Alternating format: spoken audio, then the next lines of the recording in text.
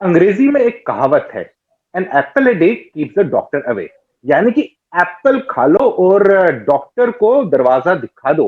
लेकिन प्रॉब्लम तब होती है जब डॉक्टर खुद ही एप्पल होगा, फिर किसका रास्ता बाहर होगा।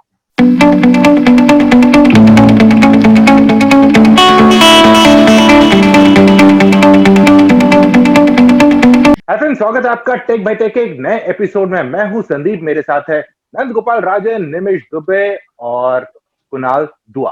और आज हम बात करने वाले हैं एक मेजर डेवलपमेंट की जो इस हफ्ते में हुई है। एप्पल ने इंटेल को बाहर का रास्ता दिखाया अपने लैपटॉप से। तो इसके पीछे का पूरा माजरा क्या है? सबसे पहले कुणाल आप ही से पूछते हैं, ये पूरा माजरा क्या है? क्यों एप्पल को जरूरत पड़ी इंटेल को बाहर का रास्ता दिखाने की? आई थिंक अगर हम देखें, ये दिन आने वाला है, इसके निशान हमें काफी सालों से नजर आ रहे थे। लाइक ऑब्वियसली एप्पल ने अनाउंस जून में किया था इस साल कि वो अपने चिप्स पे बेस्ड अपनी मैक्स लॉन्च करने वाले हैं। लेकिन जो जानकार लोग हैं, जो इंडस्ट्री को वॉच करते हैं, वो ये मूव काफी सालों से एक्सपेक्ट कर रहे थे। क्योंकि एप्पल ने अगर आप देखिए, जब से एप्पल ने अपने चिप्स अपने फोन में इस्तेमाल करना शुरू किए हैं, आज की तारीख में वो चिप्स स्मार्टफोन के बाकी सब चिप से तो इतना आगे है ही, बल्कि अगर आप सिंगल कोर परफॉर्मेंस और कुछ बाकी इन चीजों पे देखें, वो काफी डेस्कटॉप चिप से भी आगे हैं। तो आई थिंक ये दिन ऑलमोस्ट इनएविटेबल था कि ये दिन आएगा। और इसका जो दूसरा पहलू है वो ये है कि इंटेल की जो अपनी प्रॉब्लम्स है। अगर आप देखें, इंटेल काफी सालों से जितनी उम्मीद लोग कर रहे थे, जितनी प्रोग्रेस वो करेंगे, जो कि 7 नैनोमीटर चिप्स हैं। देखिए, अगर ज्यादा तकनीकी डिटेल में मैं नहीं जाना चाहूंगा, लेकिन बेसिकली जितनी टेक्नोलॉजिकल इनोवेशन लोग या प्रोग्रेस इंटेल से लोग एक्सपेक्ट कर रहे थे, वो इंटेल ने उतनी सालों में नहीं करी है। तो आई थिंक एप्पल फेमसली एक कंपनी है जो चाहती है कि सब चीजें वो खुद कंट्रोल कर रहे हैं। तो वो स्मार्टफोन में तो वो दिन पे हो पहुंच ही चुके हैं कि ज्यादातर जो मेन कंपोनेंट है वो खुद कंट्रोल करते हैं, डिस्प्ले के अलावा प्रॉब्लम। बट बाकी सब चीजों के लिए अगर हम मैक की बात करें, तो वो इंटेल पे में भी उतना डिपेंडेंट नहीं रहने जाते थे, और उनकी अपनी चिप्स की स्पीड इतनी इंप्रूव हो चुकी है कि आज की तारीख में वो ऐसा स्टेप ले सकते हैं। तो आई थिंक बेसिकली इंटेल पे, अगर लाइक दो बातों में बोल रहा हूँ कि इंटेल पे डिपेंडेंसी ना हो, अपनी अपने अपने हाथ में उनका सारी चीजें कंपोनेंट्स वगैरह रहें। और दूसरा, जो परफॉर्मेंस है, जो कि आज की तारीख में उनके अपने चिप्स की परफॉर्मेंस इतनी इंप्रूव हो चुकी है कि वो ना केवल इंडस्ट्री को मैच कर सकती है, बल्कि जैसा हमने एप्पल के क्लेम्स में एटलीस्ट अभी तक देखा है, उसको एक्सीड करती है। वेदर वो डिलीवर कर पाते हैं कि नहीं, हम जल्दी पता करेंगे। न तो अगर देखें, जब भी कोई इंसान पहले लैपटॉप लेता था या डेस्कटॉप लेता था, कोई भी कंज्यूमर सबसे पहला वो देखता था इंटेल इनसाइड का लोगो जो उस पे लगा होता था, बड़ा मोटा मोटा इंटेल इनसाइड है कि नहीं। क्या आपको लगता है कि पिछले कुछ सालों में जैसी प्रोग्रेस इंटेल ने की है, एप्पल उनकी प्रोग्रेस से खुश नहीं था, इसीलिए इंटेल इनसाइड के बदले इंटेल आउटसाइड हो गया? आई थिंक कुछ सालों से इंटेल शायद प्रोग्रेस नहीं कर रहा है, तो वो इम्पोर्टेंट है। और जैसे कुणाल बोल रहा है, उससे पहले से ये आने वाला था। आई थिंक आईफोन में एप्पल ने अपना चिप आईफोन 4 से डाला है, और आईपैड से तो आईपैड में भी है। आईपैड प्रो तक आते आते तो almost laptop performance better than laptop है। आईपैड एयर में तो और भी बेटर है। अगर आईपैड एयर इस साल एक सर्टेन लेवल ऑफ परफॉर्मेंस पे चल रहा है, तो वो 2 साल का काम है मिनिमम, अगर प्रोसेसर लेवल पे। मेरे ख्याल से सालों से एप्पल इस दिन के लिए वर्क कर रहा था, और वो आ चुका है। इसमें आई डोंट नो कि इंटेल के परफॉर्मेंस का कितना ये है। उससे ज्यादा ये है कि इंटेल के कुछ लिमिटेशंस वो एप्पल को भी ड्रॉबैक कर लेता है, कि आपको कुछ चीज ऐसे ही करना है। लाइक इंटेल में एक मेजर प्रॉब्लम ये है कि इंटेल को बहुत सारी चीजों को केटर करना पड़ता है। इतना फ्रेगमेंटेड उनका यूनिवर्स है कि वो सबके लिए वो उनको बनाना पड़ता है। वो एप्पल के लिए कुछ स्पेसिफिक चिप तो नहीं बनाता है। लेकिन अभी जो एप्पल का चिप बना रहा है, जो आया है, वो सिर्फ 3 डिवाइस के लिए है। तो उसकी वजह से जो एप्पल जो उसमें जो ऑप्टिमाइजेशन कर सकता है, शायद इसी चिप में 2-3 और डिवाइस आ जाए। बट वो जो ऑप्टिमाइजेशन अवेलेबल है उनके पास, जो सॉफ्टवेयर के साथ जो लिंकअप्स कर सकते हैं, वो इंटेल के साथ शायद वो उतना वो नहीं कर पाएंगे। राइट। सो आई थिंक जो दैट टाइट कंट्रोल जो रखना चाहते हैं अपने पूरे इकोसिस्टम में। और अगर आप देखोगे अभी एप्पल को मैच करने के लिए कोई नहीं है इंडस्ट्री में जो लैपटॉप या कंप्यूटिंग स्पेस में सब कुछ ओन करता हो। बिल्कुल बिल्कुल। निमिष, अगला सवाल ये उठता है कि 15 साल का याराना था इंटेल और एप्पल के बीच में।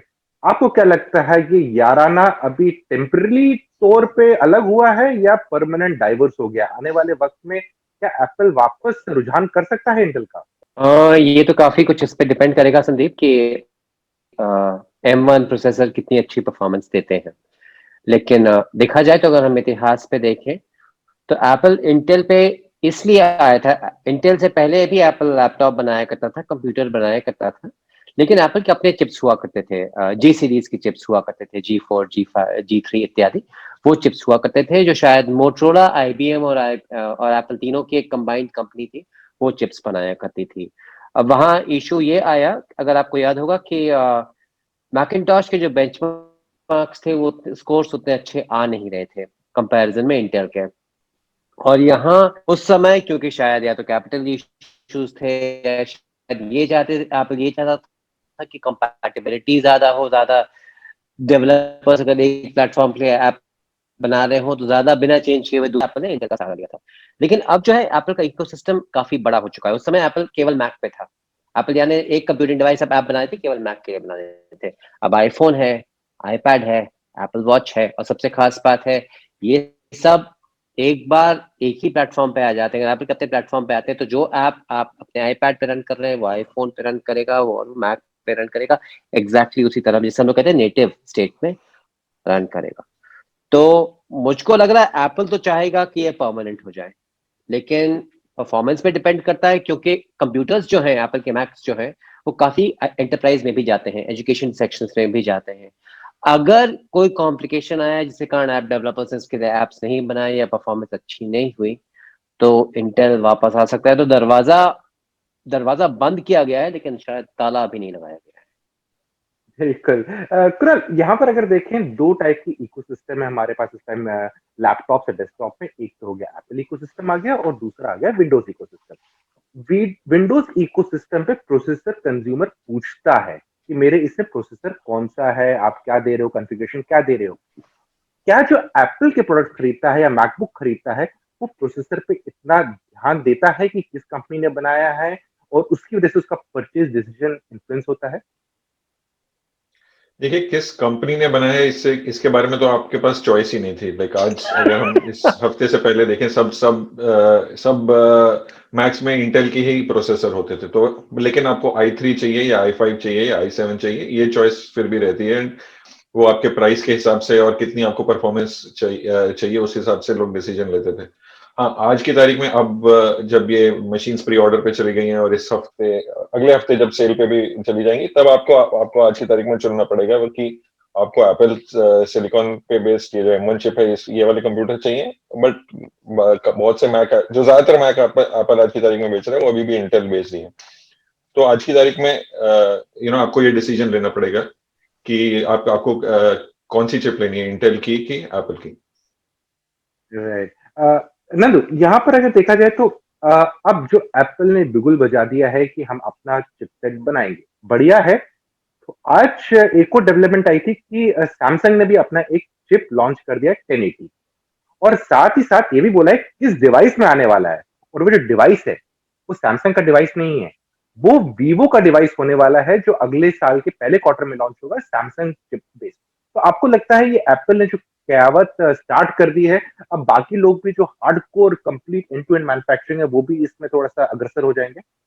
आई थिंक इसमें इंटरेस्टिंग चीज ये होगा कि जो मोबाइल कंप्यूटिंग चिप्स बनाते हैं वो लोग शायद अभी और लैपटॉप कंप्यूटिंग चिप्स बनाने का सोचेंगे। तो ये सैमसंग का जो डेवलपमेंट है, बेसिकली सैमसंग तो ऑलरेडी मोबाइल कंप्यूटिंग चिप्स बना रहा है। सैमसंग भी सोच रहा है कि वो बड़े डिवाइसेस के लिए चिप बना सकता है। राइट नाउ इसमें अगर क्वालकॉम भी इसी गेम में आ जाए तो ये बहुत ही इंटरेस्टिंग हो जाएगा। और इंटेल यहाँ पे इस स्पेस में जो भी आएगा इम्पैक्ट इंटेल पे ही पड़ेगा, बिकॉज इंटेल इतना डोमिनेंट नंबर 1 है इस स्पेस में। अब इंटेल का प्रॉब्लम्स पहले से शुरू हो गया है क्योंकि AMD ने जब से अपना इंटीग्रेटेड चिप्स लेके आना शुरू किया है तब ये गेमिंग वाले सेगमेंट में काफी इनको प्रॉब्लम होना शुरू हुआ था। और अभी जो इनके नए AMD के चिपसेट्स आए थे पिछले साल राइजन के ब्रांडिंग में, वो काफी पावरफुल है और इंटेल से काफी सस्ता है। सो इंटेल के कंपैरेटिवली डिवाइसेस आपको बहुत सस्ता मिलना शुरू हो गया, पतले डिवाइसेस मिलने शुरू हो गए, मतलब हल्के डिवाइसेस मिलने शुरू हो गए, राइट। जो पहले इंटेल का एक नीश होता था अल्ट्रा बुक वाला, अभी उसमें AMD काफी इम्पैक्ट लेके आ रहा है और AMD का डिवाइस ऑटोमेटिकली सस्ता हो गया है। पहले भी सस्ता था, बट उस टाइम पे कहीं ना कहीं आपको लगता था कि शायद आप परफॉर्मेंस पे कॉम्प्रोमाइज करोगे। अभी शायद परफॉर्मेंस बेटर है और कंपैरेटिवली प्राइस सस्ता है। इंटेल का लेटेस्ट प्रोसेसर्स अभी आए हैं, मैंने तो टेस्ट नहीं किया लेटेस्ट वाले इस पे, बट इस पॉइंट तक AMD का थोड़ा सा एक एडवांटेज पे है। नाउ ये ऊपर से एप्पल का ये प्रॉब्लम। नाउ एप्पल के इसमें एक बहुत इंटरेस्टिंग चीज है जो कुणाल टच कर रहा था उस पे, कि पहले आपके पास ऑप्शन होता था i3, i5, i7, M1 में ऐसा कोई ऑप्शन नहीं है, राइट। तो बेसिकली इन वे एप्पल कह रहा है कि I am better than i7, और आपका प्रोसेसिंग पावर आपको जितना चाहिए आप उसे और आप देखोगे आईफोन पे भी वही लॉजिक है, जो आपको प्रो मैक्स पे प्रोसेसर मिल रहा है वही प्रोसेसर जो है आपका मिनी और एसई तक जा रहा है, राइट। सो वो एक कंप्लीटली डिफरेंट थिंकिंग है। तो एप्पल आपका परचेज डिसीजन बहुत इजी बना रहा है, आपको वो कंफ्यूजन नहीं है कि कौन सा लेना है, राइट। नाउ इसमें एक कंफ्यूजन आ सकता है, जैसे मैकबुक एयर में और मैकबुक प्रो में आपके पास एक ही प्रोसेसर है, और आप ऑलरेडी कह रहे हो कि मैकबुक पे एयर जो है वो पहले से बहुत बच्चा हो गया है, डबल परफॉर्मेंस है, बैटरी बेटर है, डबल टाइम ऑलमोस्ट ये, तो आप मैकबुक प्रो क्यों लोगे? तो इसमें एक डिफरेंस ये है कि मैकबुक प्रो में फैन है, मैकबुक एयर में फैन नहीं है, राइट। तो मैकबुक प्रो पे थोड़ा पावर इंटेंसिव चीजें करने के लिए, जिसमें एकदम हाई पावर्ड, जैसे वीडियो एडिटिंग आप करोगे, 4K वीडियो एडिटिंग करोगे, over a longer period of time करोगे, आउटपुट निकालना होगा, ये सब आपको मैकबुक प्रो चाहिए होगा, बिकॉज उसमें फैन है। वो मैकबुक एयर में आपको प्रॉब्लम हो सकता है। सो यही डिफरेंशिएशन है बेसिकली, राइट। निमिष, अगर देखिए प्रोसेसर की दुनिया में इंटेल बेताज बादशाह रहा है लैपटॉप और डेस्कटॉप के सेगमेंट में। कॉलकॉम मिड एंड और टॉप एंड स्मार्टफोन्स का एकदम अपना स्ट्रॉन्ग दावेदारी पेश किया है। एंट्री लेवल और थोड़ा मिड लेवल तक मीडिया टेक अपने होल्ड को स्ट्रॉन्ग करते जा रहा है, और साथ ही साथ इकोसिस्टम को, क्योंकि वो बाकी चीजों में भी घुसने लगा है। आपका स्मार्ट स्पीकर्स हो गए, लाइट्स हो गए, ये सब हो रहे हैं। तो और ऐसा नहीं है कि इंटेल ने कभी भी मोबाइल की दुनिया में कदम नहीं रखा था, उनने मोबाइल चिप भी लाया था, और आई थिंक जहां तक मुझे याद है शायद जोलो के फोन में उनका चिपसेट यूज किया गया था। उसके बाद दोबारा उनने हिमाकत नहीं की इस सेगमेंट में लाने की। क्या ये उनके लिए एक नेगेटिव पॉइंट है कि एक बारी कोशिश करके हाथ खड़े कर लिए? संदीप, अब मुझे लग रहा है उन्होंने इसलिए नहीं किया क्योंकि उनको जितनी सक्सेस मिलनी चाहिए थी, जितनी आशा उनकी थी, शायद उनको मिली नहीं। और एक्चुअली जोलो के बाद भी एक और प्रोसेसर लाए थे, जहां तक मुझको याद है, लेनोवो का K900 एक डिवाइस थी, उसमें भी इंटेल का चिप था, काफी चली थी। रिसेप्शन भी ठीक ठाक था इंटेल के चिपसेट्स का। लेकिन हाँ, जिसे कहा जाए, जैसे इंटेल पीसीज में था, वैसे कॉलकॉम इस समय भी मोबाइल्स में है। तो अगर आप कोई नया प्लेयर उसमें जाए तो उसका वहां टिकना मुश्किल होता है, अगर वो लंबी रेस के लिए तैयार ना हो। इंटेल को शायद यहाँ ये चीज थोड़ी भारी पड़ गई। वापस आ सकता है, मुझे लग रहा है, मुझे नहीं पता वापस। जब एप्पल चिप बना रहा है, एप्पल अकेला ऐसा चिप मेकर है जो सॉफ्टवेयर भी कंट्रोल कर रहा है। अगर माइक्रोसॉफ्ट चिप बनाए और कहे कि हाँ ये विंडोज पे चलेगा और विंडोज के अनुसार चलेगा, इक्वेशन बदलेगी। या गूगल कहे मैं चिप बनाऊंगा जो वो एंड्रॉइड एकदम इस पे परफेक्ट चलेगा, सोचिए एप्पल उस पोजीशन में इस समय है। बाकी लोग वो कह रहे हैं ठीक है हम आपको चिप बना के दे देंगे भाई साहब, आप इसके ऊपर अपना सॉफ्टवेयर लगा लीजिए, इत्यादि इत्यादि। एप्पल के पास है, चिप भी हम दे, सॉफ्टवेयर भी हम दे रहे हैं, दोनों एक साथ एकदम तालमेल के साथ काम करेंगे, इसलिए परफॉर्मेंस अच्छी होगी। एक खास बात जो है संदीप, जो हम लोग शायद इस बात पे ध्यान देना चाहिए हम लोगों को, इसके सारे चिप मैन्युफैक्चरर्स जो है वो केवल चिप बनाते हैं, बाकी चिप मैन्युफैक्चरर्स केवल प्रोसेसर बनाते हैं। कॉलकॉम प्रोसेसर बनाता है, इंटेल प्रोसेसर बनाता है, AMD प्रोसेसर बनाता है। एप्पल सॉफ्टवेयर भी बनाता है और प्रोसेसर भी बनाता है, और दोनों चीजें खुद कंट्रोल करता है। अब ये सोच लीजिए एक सिचुएशन कि माइक्रोसॉफ्ट मान लीजिए प्रोसेसर बना रहा है, कह रहा है कि विंडोज के लिए एकदम परफेक्ट बना है, या गूगल प्रोसेसर बनाया कहीं एंड्रॉइड के लिए परफेक्ट बना है। सोच लीजिए ये उस लेवल का मूव है कि सारी चीज हमारे कंट्रोल में है। ये सुविधा दूसरों के पास नहीं है। वो लोग बस कह रहे हैं जनाब हमने आपको प्रोसेसर दे दिया, आप इसके ऊपर सॉफ्टवेयर अपना चला दीजिए। वो तो भैया जैसे मैंने एक बार पहले कहा था कि मैंने चावल दे दिया, जैसा जाना चाहते हो वैसे पका लो। एप्पल कह रहा है मैंने पका के भी सब नवा दे दिया जनाब, ले लो, जबरदस्त, पकाने की भी जरूरत नहीं है तुमको। तो बात फिर से घूम फिर के आ जाती है सॉफ्टवेयर पे। राइट, सॉफ्टवेयर पे या बिरयानी पे? देखो बिल्कुल बिल्कुल। इसमें एक चीज संदीप, हमें ये नहीं कंफ्यूज होना चाहिए कि इंटेल का दुकान बंद हो जाएगा, ऐसे कुछ इंटेल के पास इतना कुछ है करने के लिए। जैसे आप हाई एंड कंप्यूटिंग में जाओगे, क्वांटम कंप्यूटिंग में जाओगे, और कोई है नहीं player basically, right? Big data का कोई भी एनालिटिक्स करना हो आपको, ये सारा कुछ इंटेल पे ही चलता है। एंटरप्राइज लेवल का ऑलमोस्ट सारा कंप्यूटिंग जो है वो इंटेल पे ही चलता है। सो इंटेल को मतलब ऐसे कुछ, इंटेल के लिए एक बहुत छोटा पोर्शन है अपने बिजनेस का वैसे, बिकॉज इंटेल इतना बड़ा हो चुका है, राइट? और इंटेल ने काफी डाइवर्सिफाई भी किया है over the past few years. वो आर्टिफिशियल इंटेलिजेंस में, 5G वाईजी में बहुत सारा कुछ कर रहा है, राइट? तो maybe that is the reason why उसका जो कोर बिजनेस था उसमें से थोड़ा सा नजर हट गया। राइट, नहीं, इंटेल के पास इतना पैसा है कि वो लैपटॉप और सॉफ्टवेयर दोनों बनाना शुरू कर दे, है ना? हमें ये इवेंचुअलिटी भी सोचना चाहिए कि मतलब इतना भी बुरे हाल में नहीं है कि एप्पल ने बंद कर दिया। और एप्पल बंद नहीं किया है, 2 साल और है इंटेल के पास, और उस टाइम पे बिल्कुल। जो रॉयल्टी क्लियर उसी पे वो शायद लैपटॉप बनाना शुरू कर दे। जी जी। और इंटरेस्टिंग बात यह है कि एप्पल आई थिंक अराउंड 5 से 6% का रेवेन्यू कंट्रीब्यूट करता है इंटेल के ओवरऑल रेवेन्यू में। तो रेवेन्यू वाइज काफी ऐसा नहीं है कि मेजर झटका लगने वाला है इंटेल को। पूरा यहाँ पर अब ये सवाल उठता है कि जो अब नए मैकबुक आए हैं अभी एप्पल के, आपको उनमें सबसे अच्छा फीचर क्या लगता है जो कंज्यूमर्स को एक्सप्लोर करना चाहिए? आई थिंक जो सबसे बड़े जो दो मेन चीजें लोग लैपटॉप में देखते हैं ऑब्वियसली वो है परफॉर्मेंस और बैटरी लाइफ। एंड एप्पल के क्लेम्स दोनों डिपार्टमेंट में बहुत ही ऊंचे क्लेम है।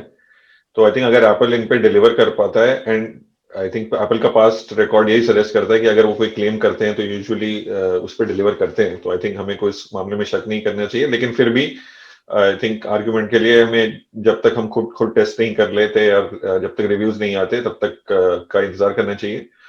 बट आई थिंक परफॉर्मेंस और बैटरी लाइफ सबसे बड़ी बात है। बट आई थिंक जो मुझे सबसे एक्साइटिंग लगता है कि जो मैकबुक एयर फैनलेस चला गया है। लाइक ऑब्वियसली ये सबसे पहला लैपटॉप नहीं है, एप्पल का भी सबसे पहला लैपटॉप नहीं है। एप्पल ने भी मैकबुक निकाला था जो फैनलेस था, लेकिन फैनलेस के साथ अगर जो वो बैटरी लाइफ और परफॉर्मेंस प्रॉमिस कर रहे हैं जो कि पिछली जनरेशन या जो भी पिछले हफ्ते तक मैकबुक एयर मिलती थी उससे इतनी बेहतर है, तो आई थिंक ये बहुत ही एक्साइटिंग लैपटॉप होने वाला है। क्योंकि इंडिया में आई थिंक प्राइसिंग थोड़ा अभी फिर भी इशू है। मुझे याद है एक जमाने में 999 की जो मैकबुक एयर है वो इंडिया में ऑलमोस्ट 60-70 हजार में मिल जाती थी, डील में और सस्ते में मिल जाती थी। लेकिन आज की तारीख में आई थिंक मुझे अगर याद है 90,000 के आसपास का प्राइस है। तो आई थिंक ये थोड़ा इंडिया की मार्केट में थोड़ा फिर भी लाइक मैं आशा करता हूँ कि एप्पल इस बारे में कुछ कर पाएगा फ्यूचर में।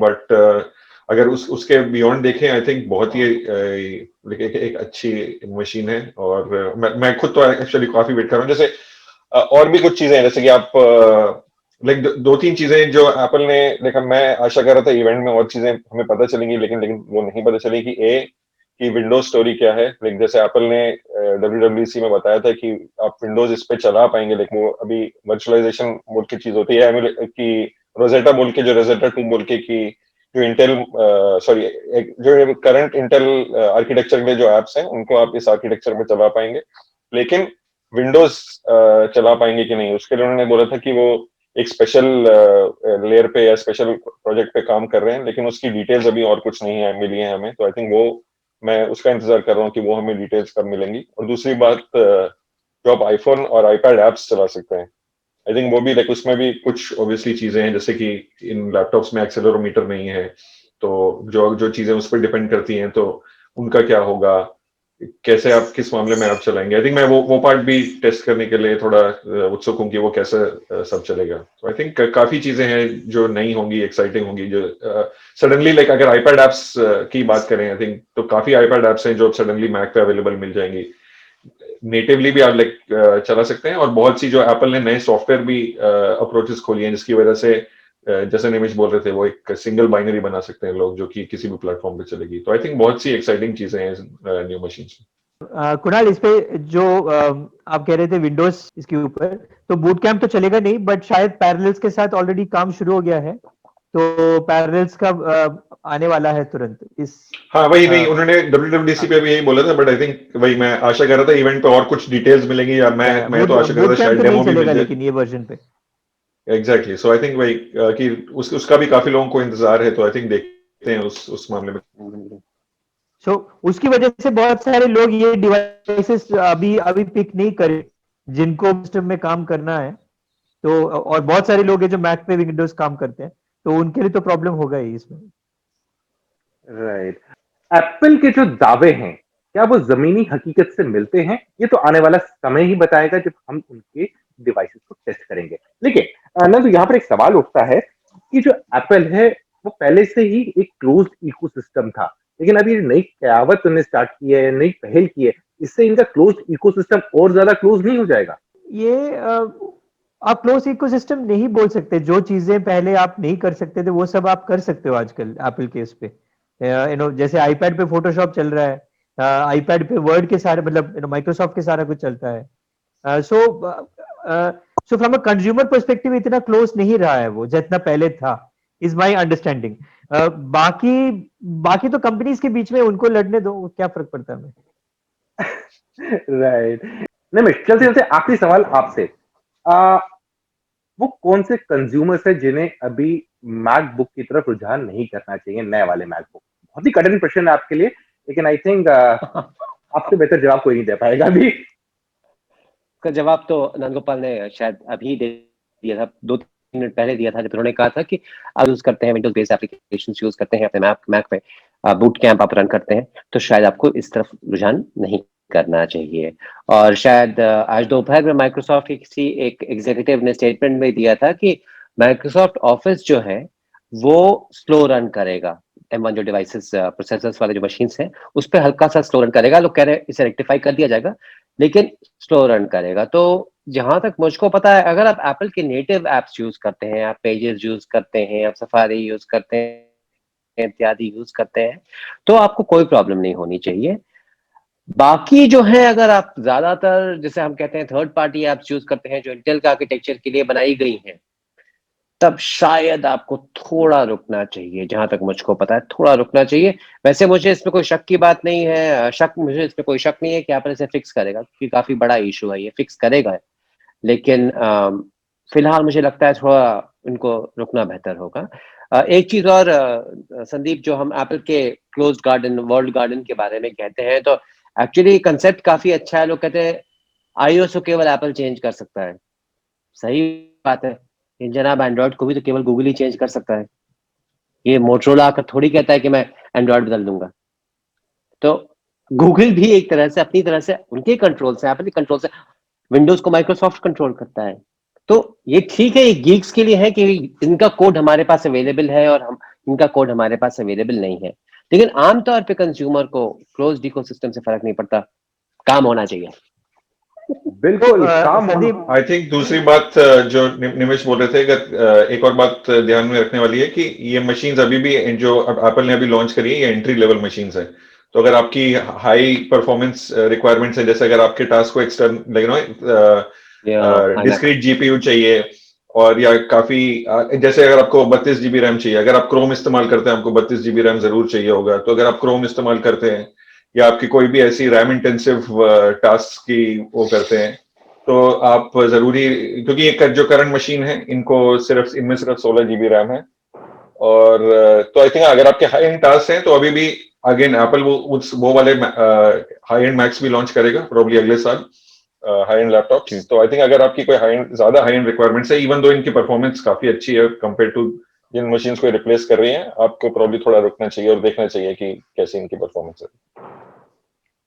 संदीप, आप जो पूछ रहे थे कि कोई है जिनको ये नए डिवाइसेस नहीं लेना चाहिए, एक बहुत सिंपल सा और बहुत क्लियर आंसर है, अगर आप इंटेल में काम करते हो तो ये डिवाइस मत लो। बिल्कुल बिल्कुल।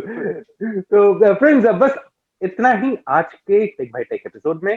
मुझे, नंदू, निमिष और कुणाल को दीजिए इजाजत।